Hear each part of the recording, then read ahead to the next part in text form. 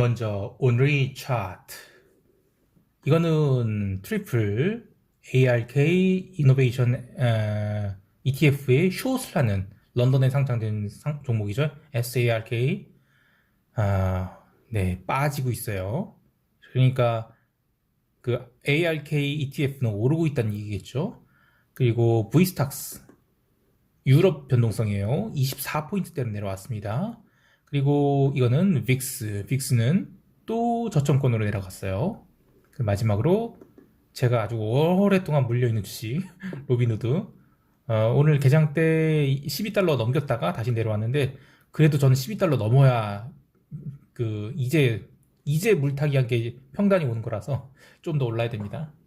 자, 여기까지 하고 자, 시작할게요. 2시간 전에 마감한 트레이더가 생생하게 전하는 글로벌 마켓 리뷰 델타 원입니다. 우리 시장은 드디어 종합주가지수 2293포인트, 선물로 300포인트를 넘겨서 마감을 했습니다. 하지만 해외 시장은 나스닥이 1% 넘게 하락을 했는데요.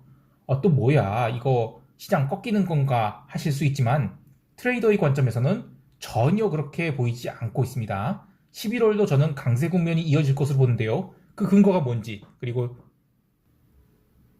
대응 전략은 무엇인지 등을 이야기해 보겠습니다. 먼저 아시아 세션 갑니다. 우리 시장은 갭 상승이 나온 상태에서 올커니하고 신규 매도를 들어간 쪽이 제법 있어서 살짝 눌린 듯 했지만, 삼성전자를 빠르게 끌어당기는 외국인이 매수와 더불어 오랜만에 네이버, 카카오의 숏커버가 들어오면서 지수가 더 이상 빠지지 않고 버티기 시작했습니다. 오늘 현물 하락 종목 중 호텔신라에 대한 말이 많은데요. 호텔신라 때문에 주가 지수가 하락한 게 아닙니다. 개장하자마자 바로 호텔신라는 매도 패드기가 쏟아져서 시초가가 아니고서는 아예 손절할 타이밍도 주지 않은 채 쳐박아 버렸죠.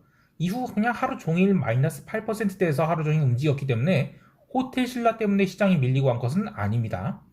여하튼 오늘 시장의 특징은 선물시장에서 외국인들이 매도 공격을 조심스럽게 했으나 시장이 잘 버티면서 오전 10시 30분 황급히 선물 매도를 걷어내고 또 현물 또한 매도를 걷어내면서 지수는 바로 300선을 돌파하게 됩니다.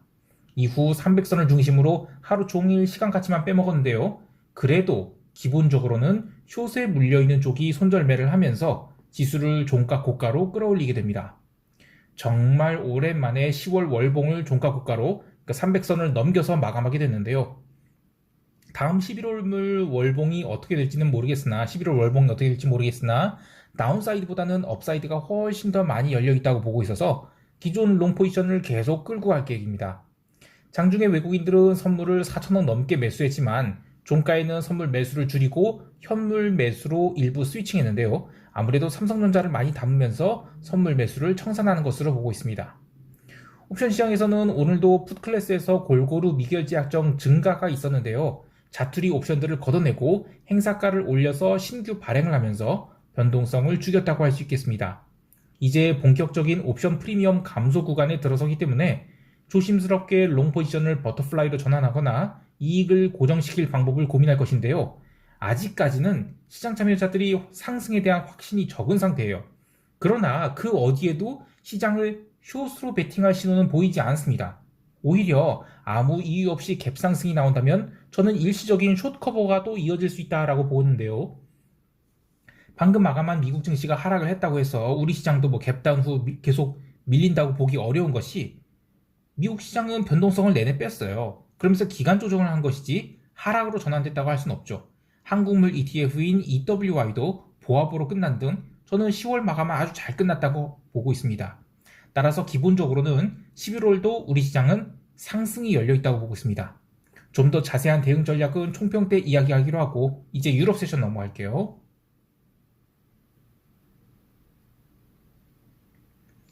유럽 증시는 하루 종일 변동성을 빼는 이 도치 흐름이 나왔습니다. 참고로 유럽은 오늘부터 서머타임이 끝나면서 한국 시간으로 오후 5시에 본장이 개장되는데요. 미국은 그 다음 주에 서머타임이 끝나고 밤 11시 30분부터 본장이 개장되죠. 트레이딩 하시는 분들은 이 점을 고려해서 매매에 임하셔야 되는데요. 하나 더 신경 쓸 부분은 이 유럽 증시 피봇 타임. 이게 뭐냐면 당일 시장이 일방적인 하락이나 상승이나 이런 걸 하잖아요. 방향성 보였다가 이 멈추고 반전을 하는 타이밍이 보통 한국 시간으로 위의 시간, 그러니까 8시 30분, 오후 8시 30분부터 9시 30분 이렇게 연장되는 거예요. 그래서 그런 시간쯤 되면 당일에 만약에 내가 시가에 진입해서 뭐 롱이든 숏이든 방향을 맞춰서 끌고 갔다고 하면 그 위에 피봇 타이밍 거기서는 일단은 부분 익절하는 게 그 뭐 유럽 증시에서는 뭐 나름 쏠쏠한 성과를 준다는 거 그 얘기를 좀 하고 싶었어요. 자, 월말이라서 시장에는 저는 의미 있는 변화가 없었다고 보고 있습니다. 특히 미국 증시 개장 이후 1시간 동안 나스닥이 제법 세게 밀렸죠. 그런데도 불구하고 유럽 증시는 별다른 변화가 없었어요. 다만 통화 시장에서는 유로화가 밀리고 엔화도 밀리고 대부분이 비달러 바스켓들이 골고루 밀렸는데요. 전 두 가지 이유가 있다고 봅니다. 우선 이탈리아 국채가 지난주에 숏커버 주고 좀 밀리기 시작한 것에 대해서 투자자들이 좀 제정신을 차렸다고 할까요? 오늘은 독일, 이탈리아 채권 스프레드가 좀 제법 벌어졌죠. 저는 이탈리아 국채 매도분은 오늘 모두 실현했어요. 이제 이탈리아 국채 매도 아이디어는 잠시 서랍 안으로 집어넣을 계획인데요. 가장 큰 이유는 어쩌면 지금 달러가 꼭지를 찍은 것일 수 있기 때문입니다. 즉 4분기의 진정한 리스크 온 랠리가 저는 11월에도 지속될 수 있는 가능성에 대해서 베팅하는 것인데 FOMC를 이틀 앞둔 상황에서 채권 시장이 좀 미리 눌리는 건 아닌가 이런 생각도 들어서 포지션을 치운 것도 있습니다. 자, 4분기에 과연 증시만 랠리를 할 수 있을까요? 저는 채권 시장도 마찬가지로 랠리를 할 수 있다고 보는데요. 단지 중간 선거 때문만이 아니라고 보고 있습니다. 물론 FOMC 이전의 흐름은 의미가 없고 FOMC 다음날 혹은 그 다음 주에 채권이 강세를 보이는 것이 중요하겠습니다만 지금 물가가 굉장히 빠르게 잡혀가고 있다는 신호는 여기저기서 나오고 있어요. 어떻게 보면 물가가 잡히는 정도가 아니라 좀 꺾이는 거 아닌가 싶기도 해요. 오늘 유로존 CPI가 발표됐고 또 여전히 컨센서스보다 높게 나왔지만 통화시장이나 채권시장은 반응하지 않았죠. 더 이상 물가 지표는 시장을 드라이빙하는 동인이 아닐 수 있다라는 생각이 들어요. 그렇다면 더욱 채권 숏 커버에 대한 욕구가 커질 것으로 보고 있습니다. 이제 상품시장을 보겠는데요. 상품시장에서는 소맥이 5.78% 급등을 했죠. 급등을 하고 또 천연가스도 무려 8.5%나 상승했는데 이 소맥이 상승은 러시아의 그 오데사 항구 봉쇄 소식 때문이고 또 천연가스 상승은 그 북미 지역이 날씨가 추워질 것이라는 소식 뭐 이것이라는데 저는 그냥 모두들 일시적인 이슈로 보고 있어요. 지금 10월 마지막 거래일에 이 해당 종목들이 과도한 숏이 있었죠. 그래서 그쪽에서 좀 걷어낸 것으로 보고 있지 이게 무슨 뭐 추세적으로 이거 반전이다 이렇게 보지는 않고 있습니다. 원자재는 이 중국 제조 PMI가 드디어 50 이하로 내려갔죠. 그래서 기름도 눌리고 구리도 눌렸는데요. 이 정저우의 그 폭스콘 공장 지금 뭐 난리도 아니라고 하죠. 뭐 밥을 안 준다고 해서 탈출하고 뭐 어쨌든 간에 이 소리 없이 중국 시장에 대한 압박이 거세지고 있다고 봐요. 그런데 이 또한 11월 첫째 주를 잘 버틴다면 저는 조심스럽게 바닥을 찍을 수 있다고 봅니다. 다만 이 상품 시장에서 이 추세적 상승은 아직 모르겠는데요. 선행 과제는 어쨌든 달러가 이번 FOMC에서 확실히 부러져줘야 된다는 것이고 그 다음에 증시 등의 랠리가 강하게 나와야 그 다음에 상품이 가는 것이지 뭐 상품이 먼저 가고 나머지들이 따라 올라가고 그러지는 않을 것으로 봅니다. 자, 이제 미국 세션 넘어갈게요.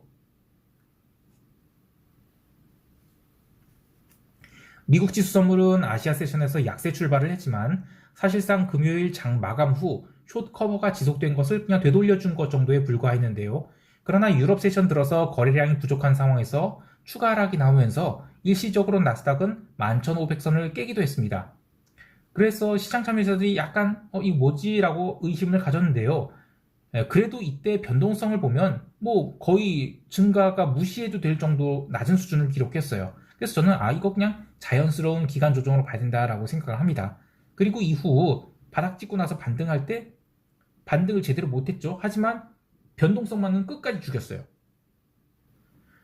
처음에 보여드렸던 이 유럽 변동성 지수 요거든요. 네, 이건 뭐 3데이로 보면 유럽도 그냥 하루 종일 변동성을 죽였죠. 그리고 마찬가지로 미국도 변동성이 하루 종일 죽였습니다. 그래서 그 유럽이나 미국이나 계속해서 변동성 매도가 나오고 있기 때문에 직전 변동성 저점권인 23포인트대에 도달할 때까지는 저는 계속 변동성 매도가 지속될 것으로 보고 있어요.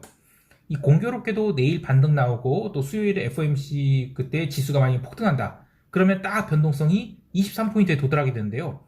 그렇게 되면 FOMC 이벤트까지는 상승하고 그 뒤로는 조심스럽게 하락 전환이 될 수 있는 가능성이 있겠으나 일단 그 전까지는 일체 숏을 보지 않을 거고요. 그 뒤로도 웬만해서는 숏을 보지 않을 계획입니다. 다만 시장이 조정을 유발한 종목이 메타 플랫폼스 그리고 반도체 주식들이라는 것을 생각하면 우리 시장이 약간 피곤해질 가능성은 있어요. 그러나 전체 시장의 흐름이 뭐 숏으로 꺾이거나 한 것은 아니죠. 그냥 저는 오늘 아주 자연스러운 조정이 진행 중이라고 보고 있습니다. 그래서 크게 걱정 안 하고 있고요. 개별 종목 좀 더 보면 게임스탑이 장 초반에 강한 숏 커버를 줬어요. 그래서 35달러에 근접하는 그런 상승이 있었는데 이것도 월말 앞두고 포지션 정리 차원에서의 숏 커버가 들어왔다고 보고 있어요. 뭐 로빈후드도 마찬가지라고 보고 있습니다. 로빈후드도 개장 초에 뭐 12달러 넘는 급등이 나왔는데요. 로빈후드에 제가 물려있는 게 거의 뭐 1년 다 돼갔죠. 평단 낮추고 낮춰서 이제 12달러에 도달했는데 실적 발표 앞두고 커버링이 들어온 거는 이런 생각 들어요. 아까 제가 이 차트 보여드렸죠. 트리플 아크 이노베이션 숏, 이 세 배수로 아크 숏을 치는 건데 이놈들 이거 청산 나오있지 않을까 싶어요. 자, 아무튼 최근 들어서 러셀 굉장히 강하고 그리고 그동안에 과도하게 눌렸던 종목들이 많이 지금 커버링이 나오고 있기 때문에 이 숏 커버 장세는 조금 더 지속될 것이다 이렇게 보고 있습니다. 자, 이제 시장 총평하면서 대응 전략 이야기할게요. 우리 시장은 갭 상승이 나올 가능성은 적다고 봅니다. 그러나 장중에 상승이 시작된다고 하면 저는 303선 이상도 도전을 할 수 있다고 보고 있어요. 물론 303선에 근접한다면 콜 매도를 좀 쌓아서 이번 주에는 기존 콜 옵션 매수분을 모두 1대1 강세 콜 스프레드로 전환할 계획인데요. 현재 네이키드 롱 포지션으로는 이제 뭐 콜 매수 내가격 일부, 그리고 풋 매도 짜투리, 그리고 선물 매수 12개 이렇게 끌고 가는 게 있는데 선물 매수 12개는 웬만해서는 해지 없이 끌고 갈 계획이고 당월물을 모두 강세 콜로 전환하게 된다면 당월물 행사가의 그 305 이상으로 올라가면 이제 델타 해지를 해야겠죠. 그거를 이제 차월물 콜옵션 외가격을 조금씩 매도해서 처리할 계획이고요. 여전히 이번 주도 강세 보고 있습니다. 그래서 혹시 뭐 작은 갭 상승이라도 나온다면 하방이 아니라 아이고 이거 오늘 싸게 살 기회를 줬네 라고 보고 저는 뭐 오버슈팅 오전에 줄 수 있다 라고 봐요. 그래서 303선에 근접할 때까지는 콜 매도 추가하지 않고 기다릴 것이고요. 물론 갭 다운이 나와서 막 바닥에서 뭉갠다 그러면 에이 그거는 그냥 시간같이 감소겠구나 이렇게 받아들일 텐데 여하튼 숏으로 돌릴 생각은 전혀 없다는 것이 핵심입니다. 위와 같은 결론을 내릴 수 있는 것은 어제 5포인트가량 상승했다고 해서 뭐 300포인트 올라왔잖아요. 이게 그 뭐 어이구 신고가라고 생각하면 안 되고 우리 시장이 목요일에 과도하게 내려갔단 말이에요. 그것을 그냥 제자리로 올려놓은 것에 불과한 겁니다. 그래서 이 뭐 시장이 뭐 300포인트대 올랐다고 해서 숏이 아니라 여기서부터 그냥 새 출발할 자리다 이렇게 보고 있는데 여기서 뭐 계속 상승을 이번 주 내내 보일지 이건 불명확해요. 하지만 과연 그렇다고 해서 숏을 볼 거냐? 전혀 그럴 이유가 없어요. 그래서 뭐 싸 보인다고 풋을 매수하거나 그런 생각 전혀 없습니다. 오히려 여기서 더 올라가면 콜옵션 환매가 나올 수 있는 중요한 구간이에요. 그래서 일단 오전장에 뭐 첫 30분에 뭐 강하게 올라온다. 그러면야 뭐 콜매도를 조금 치겠지만 그 전까지는 뭐 숏으로 돌리거나 콜매도 칠 생각 전혀 없습니다. 그리고 여전히 제 주위에는 비관론자들이 너무 많아요. 해외 시장과 관련해서는 나스닥 매수 계속 유지, 그리고 오지달러 매수 계속 들고 있고 또 기름도 계속 들고 있습니다. FOMC 전까지는 저는 특별한 방향성을 잡을 계획이 없어요. 제가 이 홍콩 시장 거래를 하지 않지만 홍콩 시장은 이제 옵션 만기도 지났거든요. 그래서 장중에 과매도가 나온다면 반등도 좀 세게 나올 수 있다고 봐요. 그래서 이번 주에 홍콩 시장이 상하 진폭을 계산하면 대충 다음 주에 반등이 시작될 것이다. 요게 좀 파악할 수 있을 것 같은데 이 홍콩은 특징이 V 반등이 나올 때도 있지만 잘 안 나와요. 특히 이번 같은 경우에는 마켓 센티먼트가 망가졌기 때문에 V 반등보다는 바닥에서 이렇게 진폭이 점점 커지면서 위쪽으로 올라가는 그런 모습이 나오기 전까지는 계속 그냥 그 바닥을 다지는 그런 과정이 있을 것으로 보고 있습니다. 그러나 어쨌든 지금 글로벌 증시가 계속 반등 중이에요. 그러면 결국에는 중국 증시도 동참하지 않을까 하는데요. 뭐 전체적으로 시장을 그닥 부정적으로 보지 않고 있기 때문에 저는 적절한 시점에서는 홍콩 증시도 롱으로 좀 봐야 되지 않겠나. 지금이 아니라 적절한 시점에서 리스크 테이킹을 할 계획입니다. 자, 오늘도 성공 투자하시길 바라고요. 이상 델타원이었습니다. 감사합니다.